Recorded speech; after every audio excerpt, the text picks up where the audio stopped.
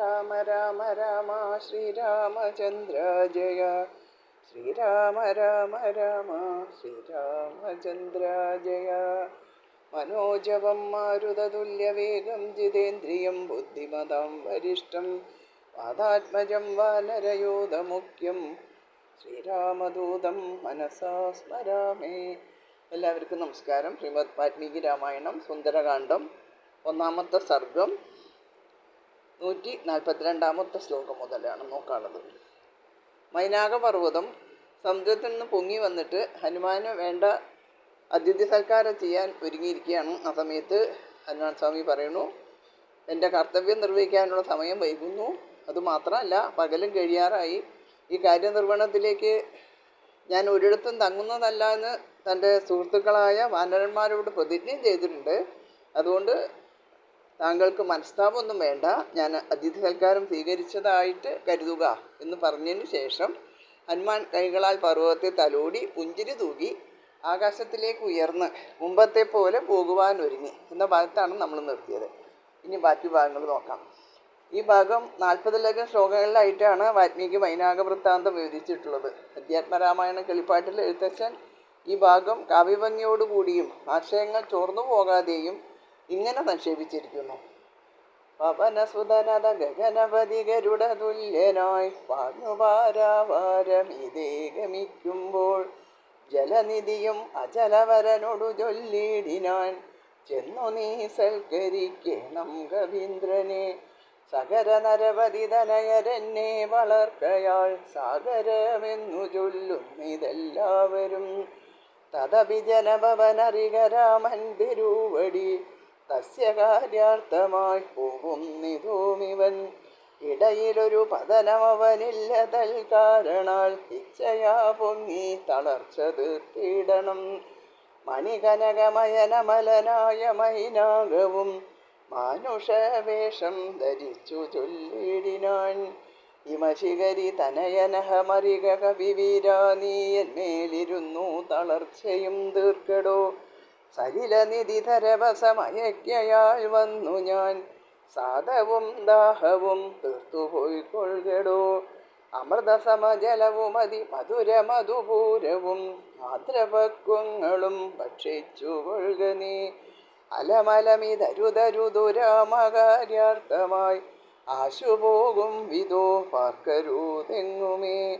പെരുവഴിയിൽ അശനശയനങ്ങൾ ചെയ്യുന്നതും പേർത്തു മറ്റൊന്നു ഭാവിക്ക എന്നുള്ളതും അനുചിതമിതറിക രഘുകുലതിലക കാര്യങ്ങൾ അൻപോടു സാധിച്ചൊഴിഞ്ഞരുതൊന്നുമേ.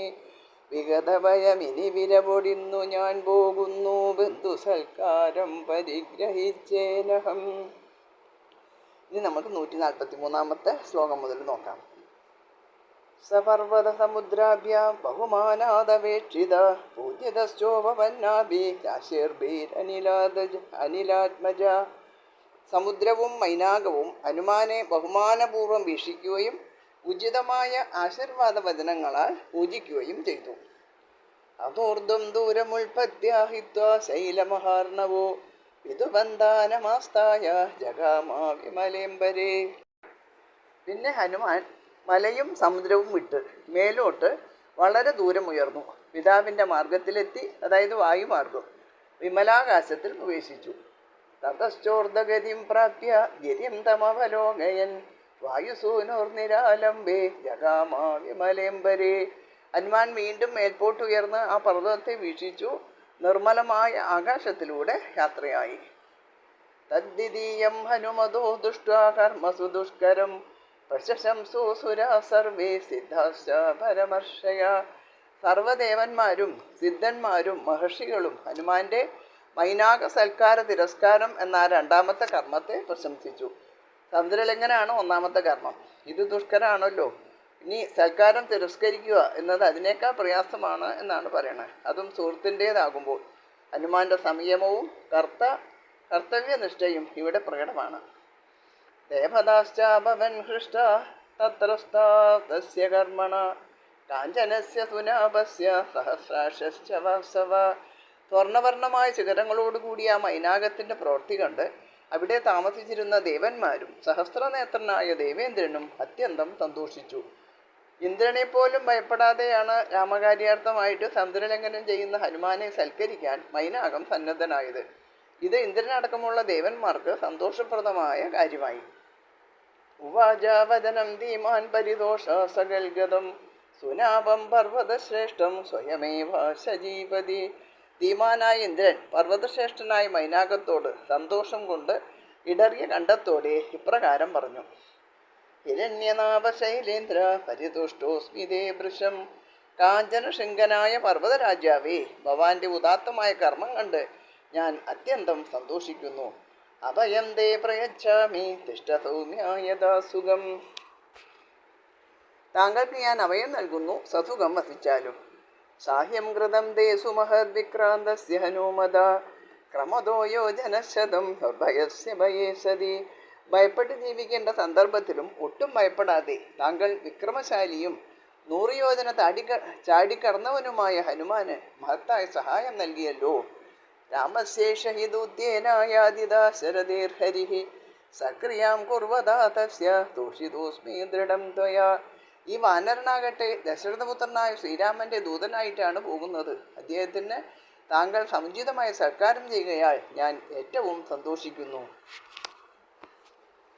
തതപ്രഹർഷമഗമദ് വിപുലം പർവ്വതോത്തമ ദേവതാനാം പതിം ദൃഷ്ട പരിതുഷ്ടം ശതക്രതും.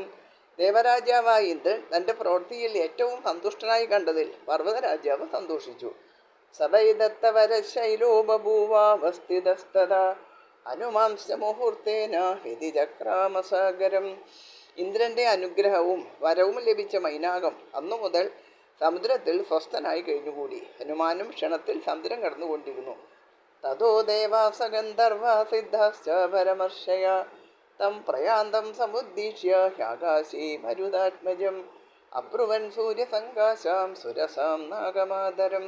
അപ്പോൾ ദേവഗന്ധർവ സിദ്ധന്മാരും ഋഷികളും ആകാശത്തിലൂടെ പോയിക്കൊണ്ടിരുന്ന ഹനുമാനെ കണ്ട് സൂര്യനെ പോലെ കാന്തിമതിയും നാഗമാതാവുമായ സുരസയോട് പറഞ്ഞു.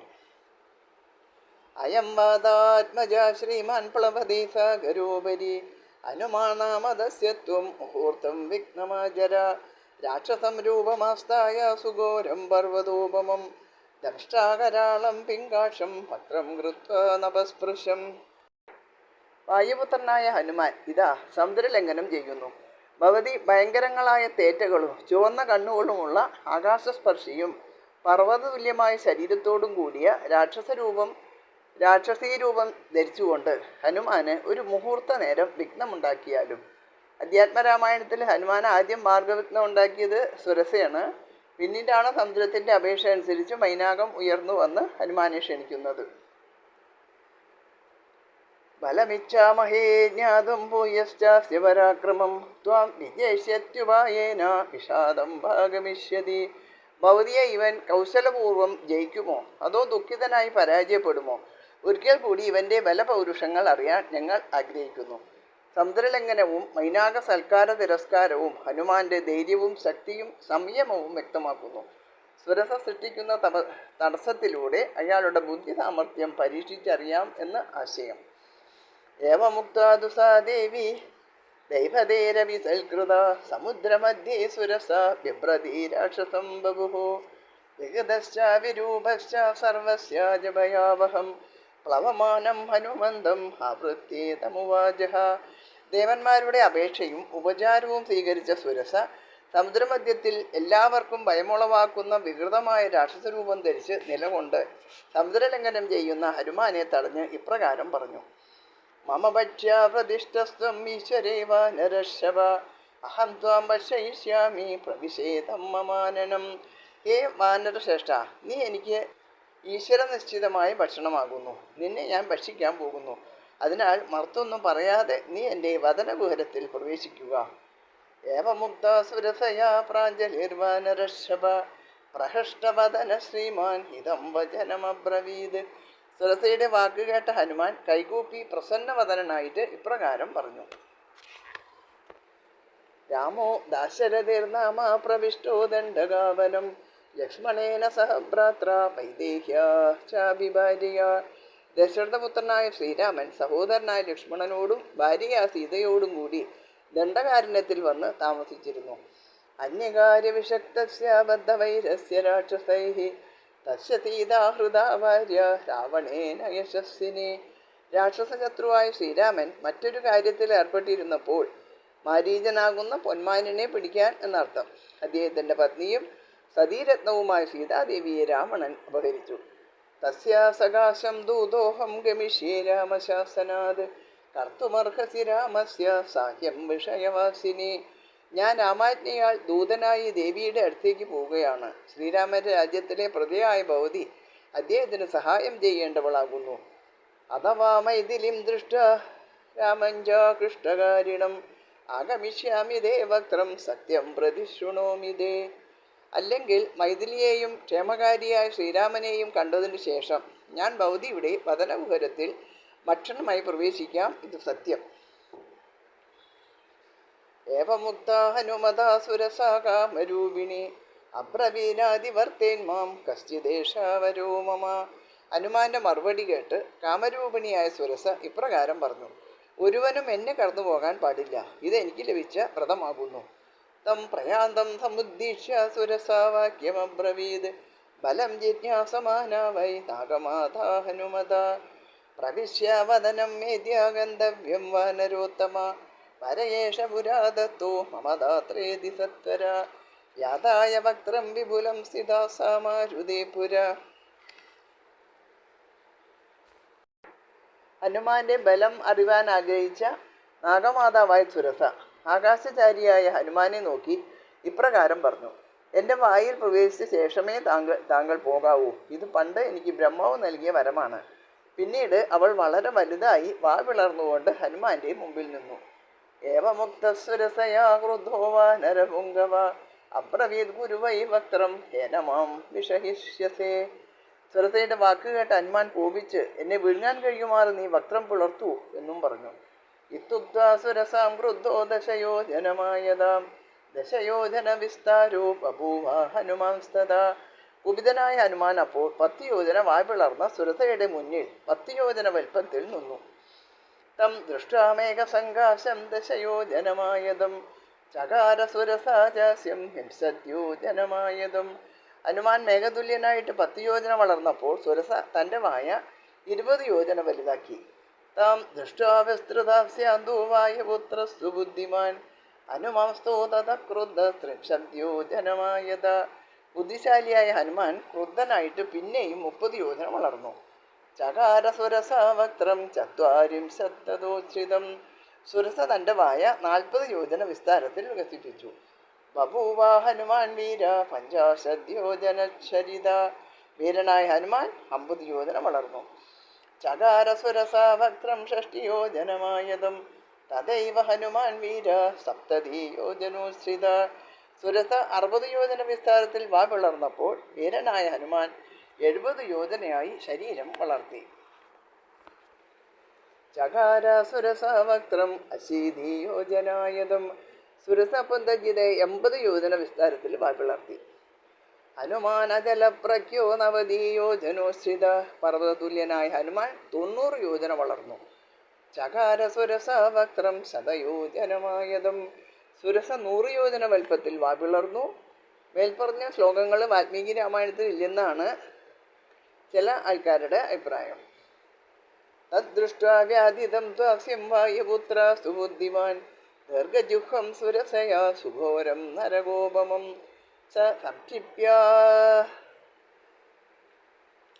സംക്ഷിപ്ത്യാത്മനക്കായം ജീമൂത ഇവ മാരുത തസ്മിൻ മുഹൂർത്തേ ഹനുമാൻ ബഭൂവാങ്കുഷ്ടമാത്രകഃ. അതിഭയങ്കരവും നരകതുല്യവും നീണ്ട നാവോടുകൂടിയതുമായ ആ പിളർന്ന മായ കണ്ട് ഹനുമാൻ സ്വന്തം ശരീരം കാറ്റിൽപ്പെട്ട മേഘം പോലെ ക്ഷണനേരത്താൽ ഒരു പെരുവിരലോളം ചെറുതാക്കി. സോവിപത്യാശുതദ്വക്രം നിഷ്പത്യാജ മഹാജവ അന്തരിക്ഷേ സ്ഥിത ശ്രീമാൻ ഹിതം വചനമബ്രവീത്. അതിശീഘ്രഗതിയായ ഹനുമാൻ സുരസയുടെ വാക്യത്ത് കടന്ന് പെട്ടെന്ന് പുറത്തു വന്ന് ആകാശത്തിൽ നിന്നുകൊണ്ട് ഇപ്രകാരം പറഞ്ഞു: പ്രവിഷ്ടോസ്മി ഹിതേ വക്രം ദാക്ഷായണി നമോസ്തുതേ ഗമിഷ്യേ യത്ര വൈദേഹി സത്യശ്ചാസീത് പരസ്തവ. ദാക്ഷായണി, ഭൗതിക്ക് നമസ്കാരം. ഞാൻ ഭൗതിയുടെ വക്രത്തിൽ കടന്നതിനാൽ ബ്രഹ്മാവിൽ നിന്ന് ലഭിച്ച വരവും സത്യമായി തീർന്നുവല്ലോ.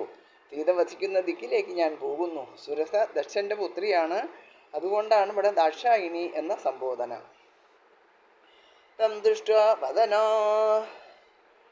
വസനായുക്തം ചന്ദ്രം രാഹുമുഖാദിവ അബ്രവീസ്വരസാ ദേവി സേനരൂപേണ വാനരം അർത്ഥസിദ്ധേ ഹരിശ്രേഷ്ഠ ഗച്ഛ സൗമ്യ യഥാ സുഖം സമാനയസ്വ വൈദേഹിം രാഘവേണ മഹാത്മന. രാഹു വക്രത്തിൽ നിന്ന് മോചിതനായ ചന്ദ്രനെ പോലെ നിൽക്കുന്ന ഹനുമാനെ കണ്ട് സുരസ തൻ്റെ യഥാർത്ഥ രൂപം സ്വീകരിച്ച്, അതായത് രാക്ഷസി വേഷം ഉപേക്ഷിച്ച് ഇങ്ങനെ പറഞ്ഞു: വാനരവീര, താങ്കൾ ഏറ്റ കാര്യം നിറവേറ്റാൻ സുഖമായി പോയാലും വിരഹദുഃഖിതനായ ശ്രീരാമനോടുകൂടി സീതയെ ചേർത്ത് സന്തോഷിപ്പിക്കുക. തൃതീയം ഹനുമതോ ദുഷ്ടാ കർമ്മസു ദുഷ്കരം സാധു സാധിതി ഭൂതാനി പശംസുസ്തദാഹരിം. മറ്റൊരാൾക്ക് ചെയ്യാൻ കഴിയാത്ത ഹനുമാന്റെ അത്ഭുത കർമ്മം കണ്ട് ജീവജാലങ്ങളെല്ലാം അദ്ദേഹത്തെ നല്ലത് നല്ലത് എന്ന് പ്രശംസിച്ചു. സസാഗരമനാദൃശ്യാമഭേത്യ വരുണാലയം ജഗാമാകാശമാവിശ്യ വേഗേന ഗരുഡോപമ. ഗരുഡവേഗനായ ഹനുമാൻ വരുണന്റെ വാസസ്ഥാനവും കടക്കാൻ പ്രയാസമുള്ളതുമായ സമുദ്രം തരണം ചെയ്തു ആകാശത്തിലൂടെ പോയി. സുരസയുടെ ആശംസ എഴുത്തച്ഛൻ്റെ രാമായണത്തിൽ പറയണത്, ഹനുമാൻ സുരസയോട് യാത്ര പറഞ്ഞ് പോണ നേരത്ത് പറയുന്നു: ശുണു സുമുഖി സുരസുഖപരേ സുരസേ ശുഭേ ശുദ്ധേ ഭുജംഗമാധവേ നമോസ്തുതേ ശരണമിഹ ചരണ സരസിജയുഗളമേ പദേ ശാന്തേ ശരണ്യേ നമസ്തേ നമോസ്തുതേ. വരികതവ ജയമതിസുഖേന പോയി ചെന്നു നീ വല്ലഭാവൃത്താന്തമുള്ള വണ്ണം മുത രഘുപതിയോടഖിലമറിയിക്കതൽ കോപേന രക്ഷോഗണത്തെയും ഒക്കെ ഒടുക്കണം. അറിവതിനു തവ ബല വിവേക വേഗാദികൾ ആതിഥേയന്മാരയച്ചു വന്നേനഹം.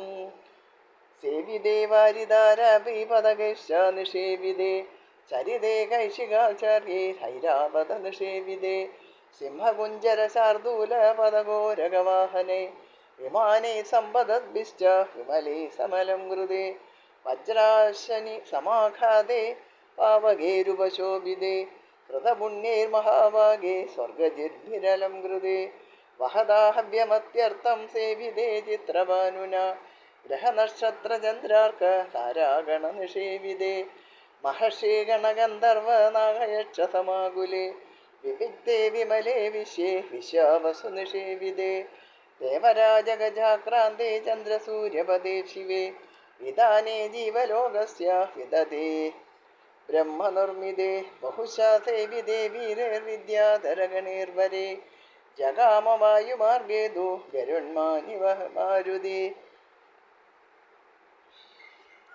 ഇവിടെ 188 മുതൽ 194 കൂടിയുള്ള പദ്യങ്ങളിൽ ദേവമാർഗമായ ആകാശത്തിൻ്റെ, അതായത് വായുമാർഗം, അതിൻ്റെ പ്രത്യേകതകളും പരിശുദ്ധിയും വിവരിക്കുകയാണ്.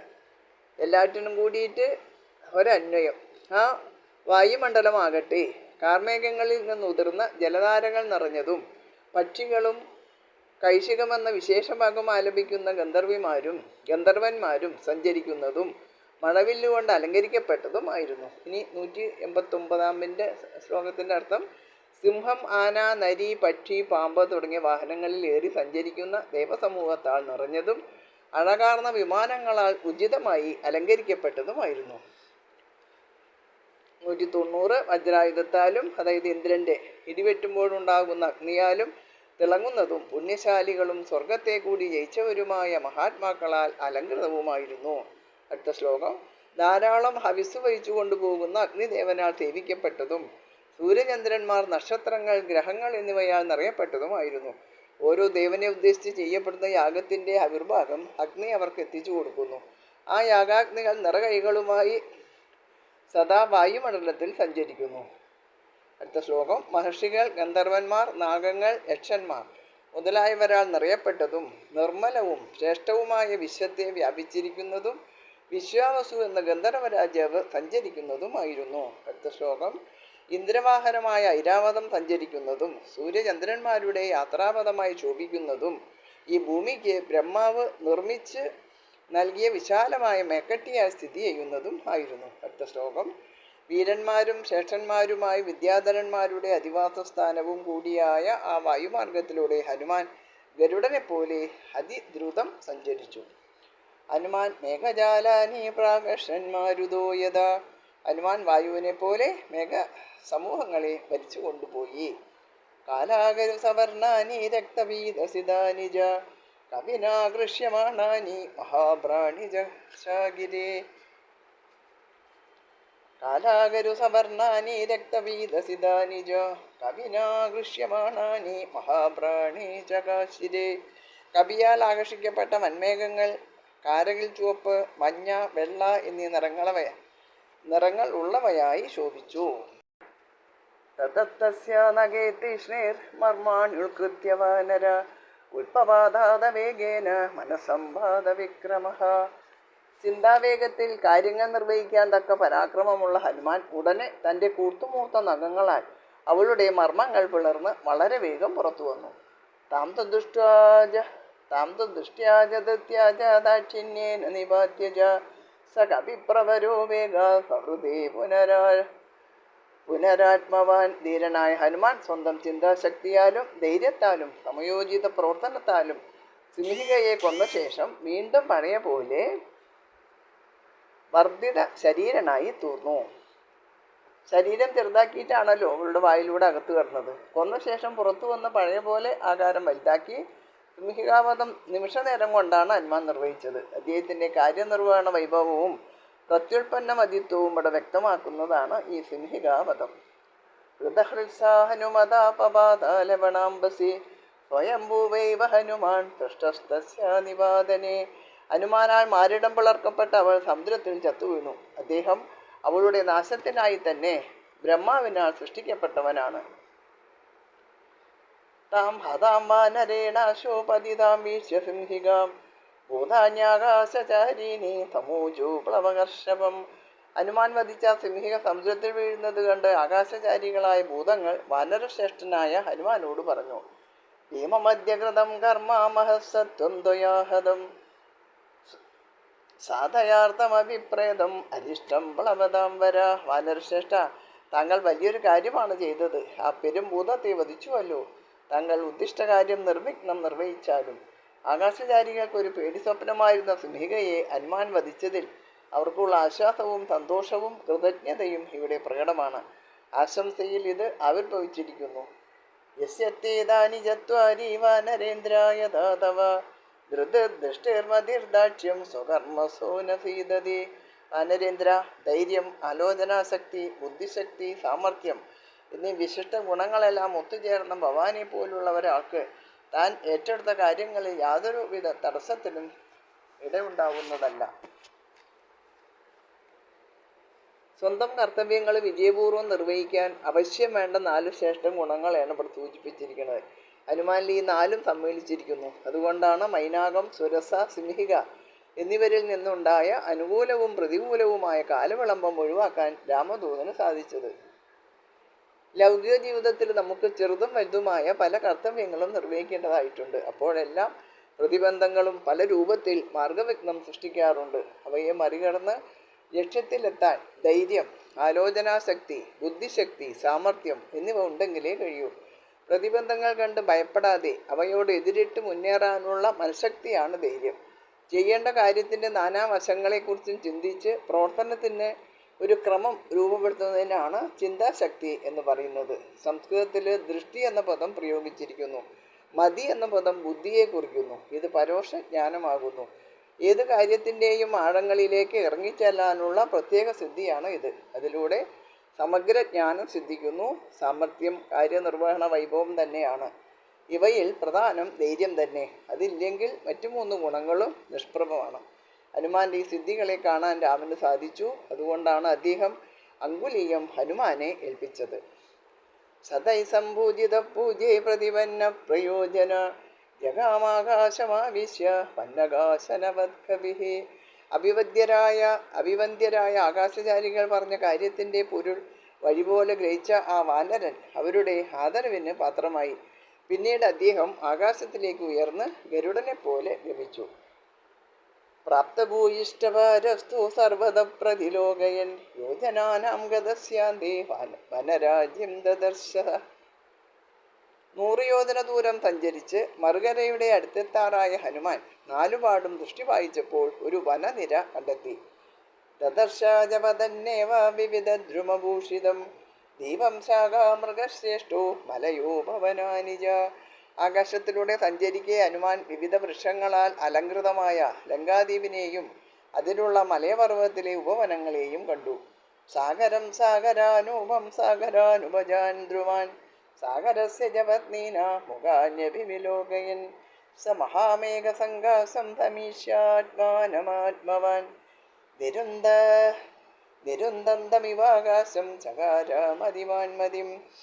ധീരനും ബുദ്ധിമാനുമായ ഹനുമാൻ സമുദ്രതീരത്തെയും അവിടെ വളർന്നു നിൽക്കുന്ന വൃക്ഷങ്ങളെയും സമുദ്രപത്നിമാരായ നദികളുടെ മുഖങ്ങളെയും, അതായത് അഴിമുഖങ്ങൾ, നോക്കി നിൽക്കെ തന്നെ വൻമേഘം പോലെ ഉള്ളതും ആകാശത്തെ മറയ്ക്കും മറ്റിലുള്ളതുമായ തൻ്റെ ദേഹത്തെയും നോക്കിക്കൊണ്ട് ഇപ്രകാരം ചിന്തിച്ചു.